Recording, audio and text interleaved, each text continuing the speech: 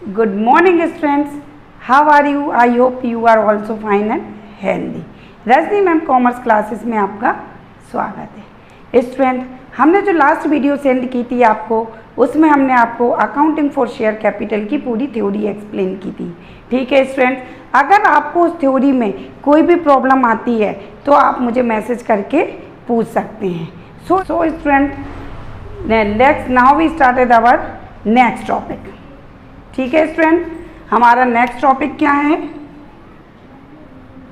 Issue of share for cash. ठीक है students, हमारा जो टॉपिक है वो क्या है? Issue of share for cash. अब देखिए स्टूडेंट्स, हम कंपनी जो होती है वो अपने शेयर्स को कैसे इश्यू करती है? कंपनी अपने शेयर्स को टू टाइप से इश्यू करती है। ठीक है स्टूडेंट्स, कंपनी अपने शेयर्स को टू टाइप से इशू करती है। एक फर्स्ट होता है कंप्लीट पेमेंट, कंप्लीट पे इन वन। ठीक है स्टूडेंट, जो कंपनी होती है वो अपने शेयर्स को टू टाइप से इशू करती है, कंप्लीट पे इन वन। ठीक है ना। और सेकंड कंडीशन होती है उसकी इंस्टॉलमेंट।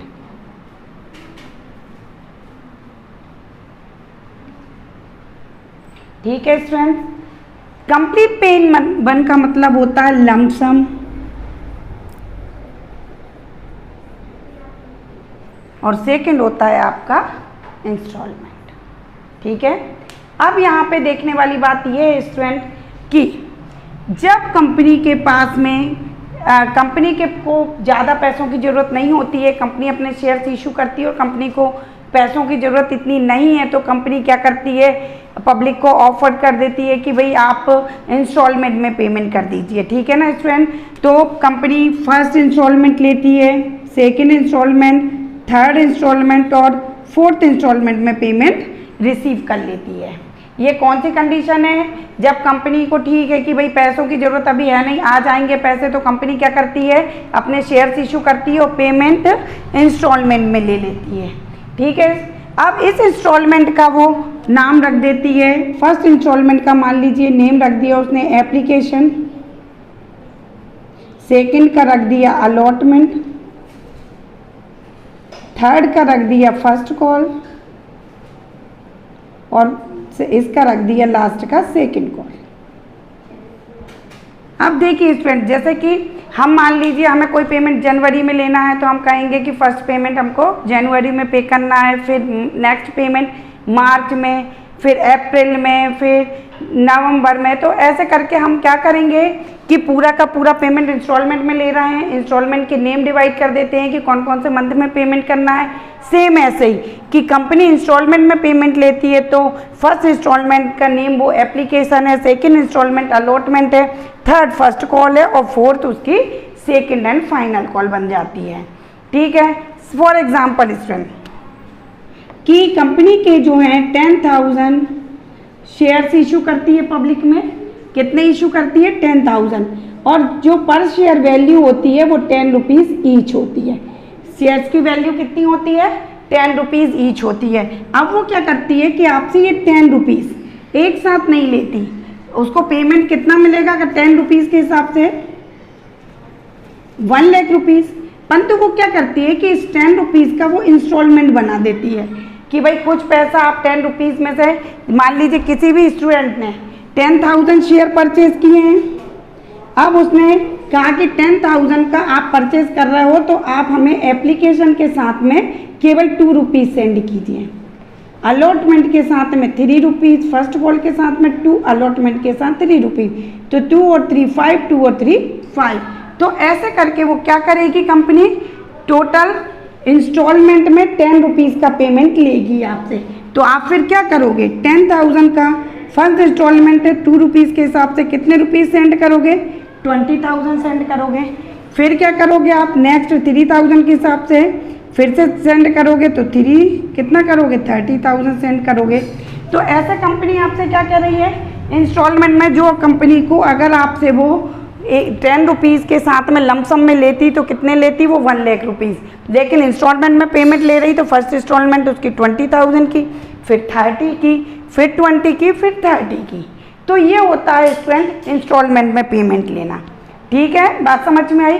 अगर कंपनी आपसे इंस्टॉलमेंट नहीं बनाती है, इंस्टॉलमेंट नहीं बनाने का मतलब है कि कंपनी को ज़रूरत है 10,000 शेयर्स हैं, 10 ईच हैं, और वो कह रहा है कि मुझे पूरा का पूरा 1 लाख रुपये का पेमेंट कीजिए, मुझे कोई इंस्टॉलमेंट नहीं चाहिए, तो स्टूडेंट इस कंडीशन को हम बोलते हैं लंप सम। ठीक है ना। कब की कंडीशन, जब कंपनी की कोई इंस्टॉलमेंट नहीं होती है, उस कंडीशन को हम लंप सम बोलते हैं। अब स्टूडेंट यहाँ पर मेन बात यह है कि सबसे पहले आप लोग को अब यहाँ क्वेश्चन रटने की ज़रूरत नहीं होती है, सिर्फ मेथड समझने की होती है। अगर आप एक बार क्वेश्चन जब अटेम्प्ट करते हो तो क्वेश्चन को ढंग से रीड करने के बाद आप क्वेश्चन की सारी सिचुएशन समझ लेते हो कि क्वेश्चन की डिमांड क्या है, तो आपको क्वेश्चन करने में कोई प्रॉब्लम नहीं होगी, तो आप इजीली वे में समझ जाओगे। जैसे कि अभी हमने आपको बताया कि अगर क्वेश्चन में कहीं पे गिवन है कि application allotment first call second call, तो आप तुरंत समझ जाओगे कि ये इंस्टॉलमेंट पेमेंट है। अगर कहीं पे भी ये गिवन नहीं है, ठीक है ना, और कंपनी कह रही है कि पूरा जो 10,000 शेयर्स हैं 10 रुपीज़ ईच है और पूरा पैसा वो कह के रही है कि आप लमसम पे कीजिए, तो इसका मतलब है कि कहीं एप्लीकेशन नहीं दिख रही, कहीं अलॉटमेंट नहीं, कहीं फर्स्ट कॉल नहीं, कहीं सेकंड कॉल नहीं। इसका मतलब ये है स्टूडेंट कि आपसे कंपनी लमसम मांग रही है, पूरा का पूरा एक साथ मांग रही है। क्लियर है।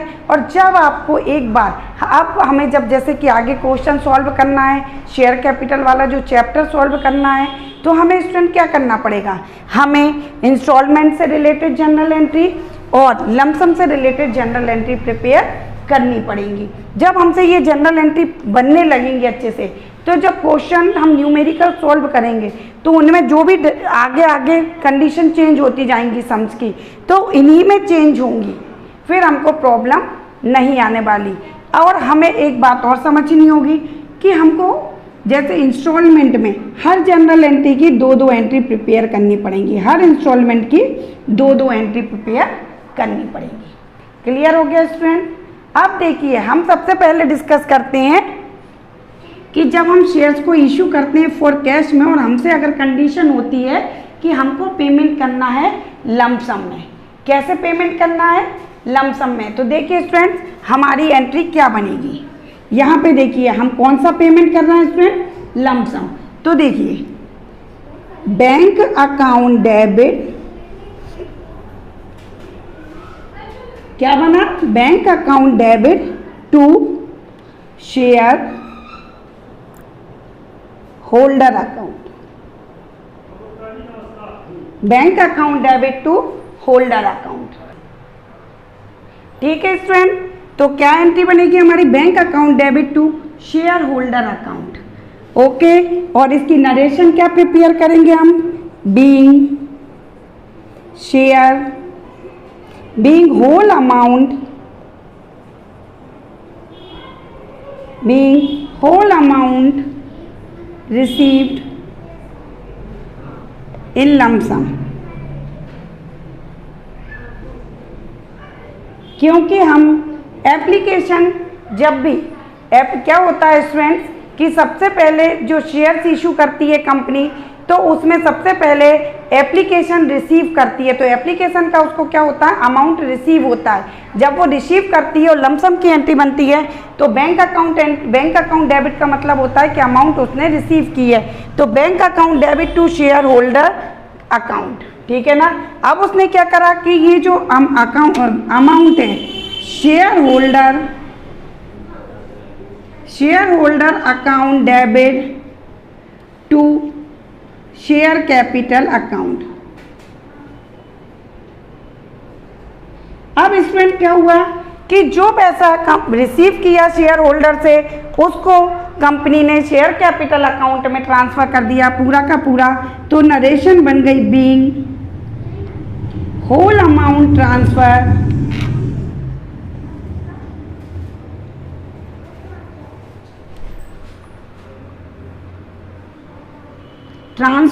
To share capital account. Clear हुआ स्टूडेंट। तो जब भी स्टूडेंट हमको अगर लमसम पेमेंट करना है तो हमें ये दो ही जनरल एंट्री प्रिपेयर करनी पड़ेंगी। Bank account debit to share holder account being whole amount receive in lump sum. दूसरा है share holder account debit to share capital being whole amount transfer to share capital account. Main entry ये होती है student. अब इसके अलावा अगर देखा जाए तो अगर ये एंट्री आपको प्रिपेयर नहीं करनी तो एक एंट्री और बनती है। देखिए, अगर हम या तो हम ये एंट्री प्रिपेयर करते हैं या हम दूसरी एंट्री बना सकते हैं। कभी कभी क्या होता है कि आप लोग को बुक में कहीं कहीं लमसम की दूसरी एंट्री दिख जाती है तो आप लोग सोचते हो कि पता नहीं हमारी एंट्री ऐसा तो नहीं गलत हो, पर ऐसा नहीं है। फर्स्ट एंट्री हम प्रेफरेंस देते हैं इस टाइप की एंट्री को, और दूसरी एक और जो एंट्री इससे रिलेटेड बनती हैं वो ऐसी बनती हैं। Bank account debit to share holder की जगह हम बना देते हैं to share application and allotment account. Clear है स्टूडेंट? क्या बन जाती है? Bank account debit to share holder की जगह क्या लिख देते हैं हम? To application and allotment account. ठीक है, एप्लीकेशन एंड अलॉटमेंट क्यों लिखते हैं? क्योंकि जो हम लमसम का अमाउंट रिसीव करते हैं वो एप्लीकेशन और अलॉटमेंट का ही तो करते हैं, इसीलिए हम किसका करते हैं? एप्लीकेशन और अलॉटमेंट का ही तो करते हैं।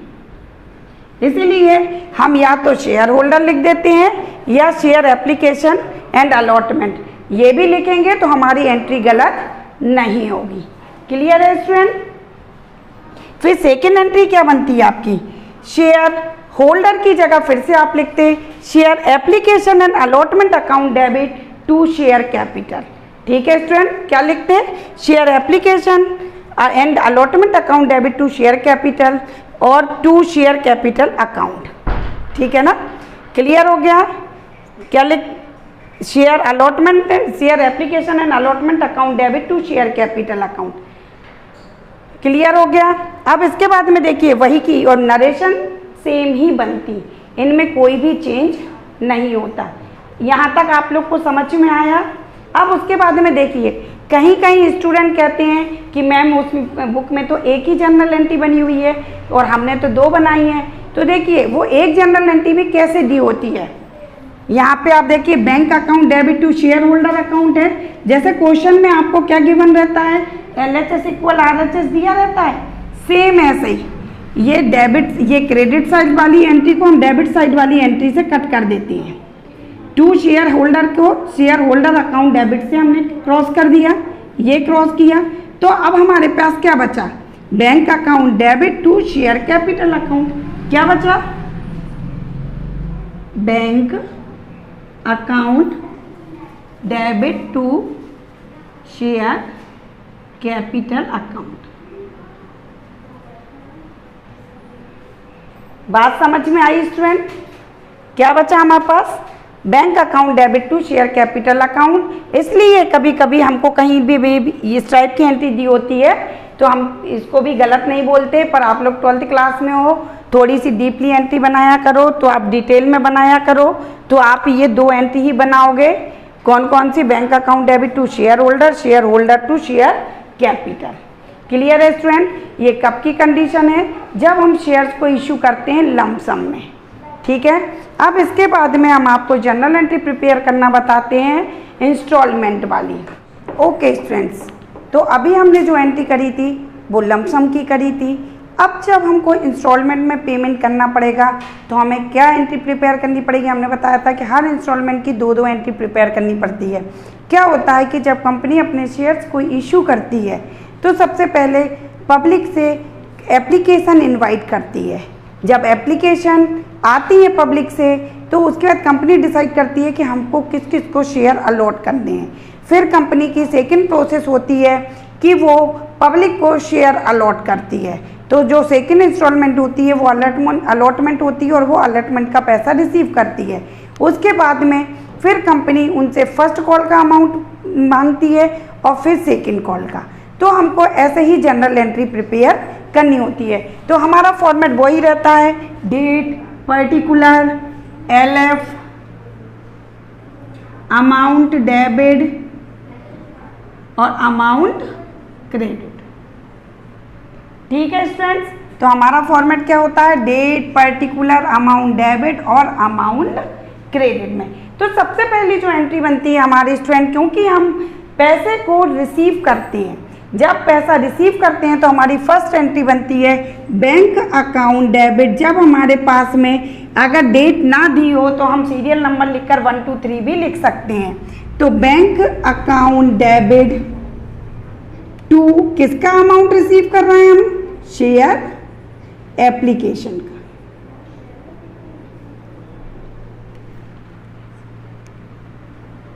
एप्लीकेशन अकाउंट, ठीक है। बीइंग क्या लिखते हैं हम, पैसा रिसीव कर रहे हैं, बीइंग इक्विटी शेयर। इक्विटी अगर आपके पास में शेयर्स के नेम दिए हुए हैं इक्विटी या प्रेफरेंस, तो आप इक्विटी और प्रेफरेंस वर्ड का यूज करेंगे, नहीं तो सिर्फ शेयर लिखेंगे। Being share application amount receive.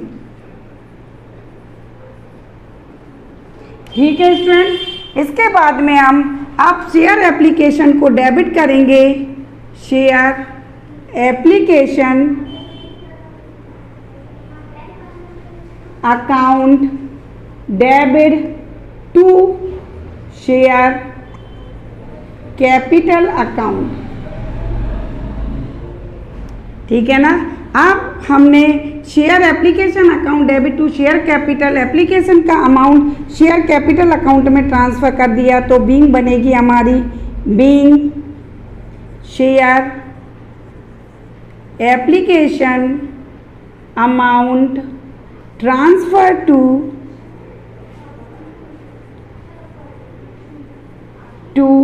Share capital account.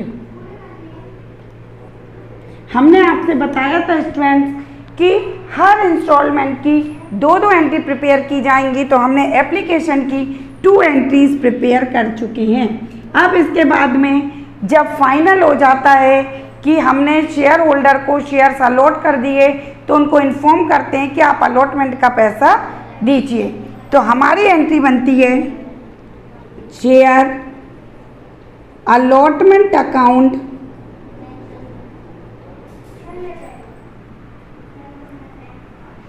To share capital account.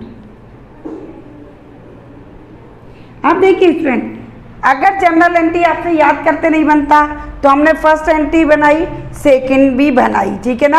अब सेकंड को यहाँ से देखिए, शेयर एप्लीकेशन अकाउंट डेबिट है, इसकी जगह हम लिख देंगे शेयर अलॉटमेंट अकाउंट डेबिट। ये लिख दिया share allotment account debit to share capital, to share capital पर यहाँ अमाउंट रिसीव करके ट्रांसफर कर रहे थे, बट यहाँ पे तो पैसा मिला ही नहीं, इसलिए हम इसकी नरेशन चेंज हो जाएगी, being share allotment amount due, क्योंकि अलॉटमेंट का पैसा अभी ड्यू है। अब इसके बाद में इसकी भी सेकेंड एंट्री बनेगी, अब पैसा रिसीव करेंगे हम, तो being bank account debit to share.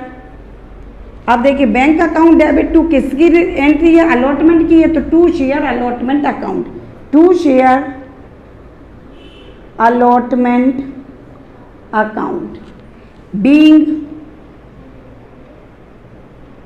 Share allotment amount क्या कर रहे हैं, रिसीव कर रहे हैं।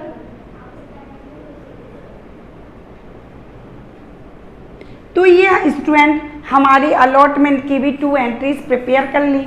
अगर अब इसके बाद में हम ये देखते हैं कि फर्स्ट कॉल है, तो देखिए हम फर्स्ट कॉल की भी एंट्री प्रिपेयर करेंगे। तो फर्स्ट कॉल की एंट्री भी बिल्कुल हम इसी के जैसे बनाएंगे, share allotment account debit to share capital, इसकी जगह हम कर देंगे share first call account debit to share capital. Narration भी यही, जहां अलॉटमेंट वर्ड यूज करा है वहां पे हम किसको यूज कर लेंगे स्टूडेंट, फर्स्ट कॉल और सेकंड कॉल वर्ड यूज करेंगे। अब इससे क्या होगा आपका, इससे आपका ये बेनिफिट होगा कि आपको जनरल एंट्री रटनी नहीं पड़ेंगी, इसका बेसिक कॉन्सेप्ट हम समझा चुके हैं। तो आपको अगर जनरल एंट्री बनाना आ गई तो आप अकाउंटिंग फॉर शेयर कैपिटल के न्यूमेरिकल को आराम से करने लगोगे, क्योंकि आप क्वेश्चन आइडेंटिफाई करोगे कि क्वेश्चन में हमसे क्या पूछा जा रहा है, और जैसे ही आप क्वेश्चन समझें कि इंस्टॉलमेंट पेमेंट है, लमसम है, तो उसके बाद तुरंत आप अपना क्वेश्चन करना स्टार्ट कर दोगे। अगर इंस्टॉलमेंट है तो आप फटाफट ये वाली एंट्री बना लोगे इंस्टॉलमेंट वाली, लमसम है तो लमसम वाली बना लोगे। जब ये एंट्री आपको प्रिपेयर करना आ जाएंगी, आपका बेस क्लियर हो जाएगा, तो आप फिर न्यूमेरिकल में थोड़ा बहुत कुछ भी चेंज होता है तो आप आराम से उस चेंज को कर सकते हो, क्योंकि वो चेंज फिर इन्हीं जनरल एंट्री के बीच बीच में होता है, पर पूरी तरीके से जनरल एंट्री चेंज नहीं होती है। क्लियर हो गया आपको? अब देखिए, अब हम स्टूडेंट बनाते हैं share first call account debit,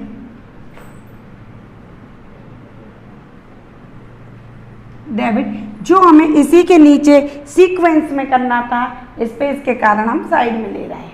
तो हमने क्या बनाई, share first call account debit to share capital account. Being क्या लिखा हमने, सेम वही शेयर फर्स्ट कॉल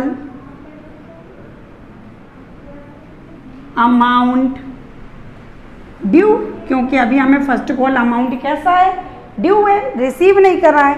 अब इसी की हम स्टूडेंट बैंक बनाएंगे, bank account debit to share first call account.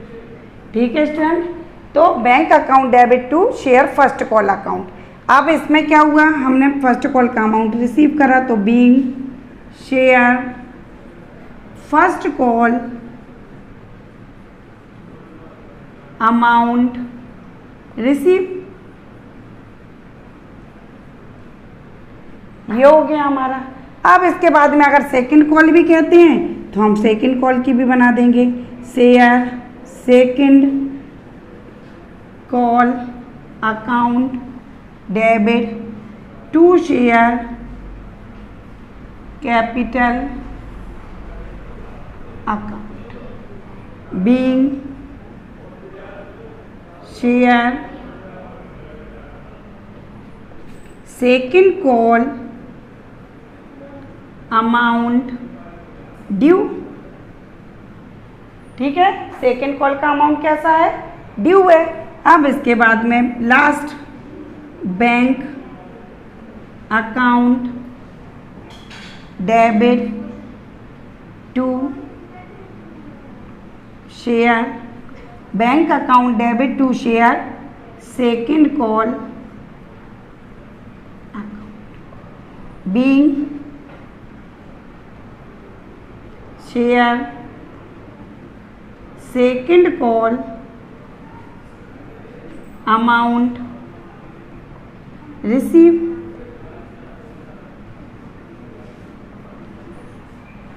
तो स्टूडेंट, ये थी हमारी इंस्टॉलमेंट से रिलेटेड जनरल एंट्री।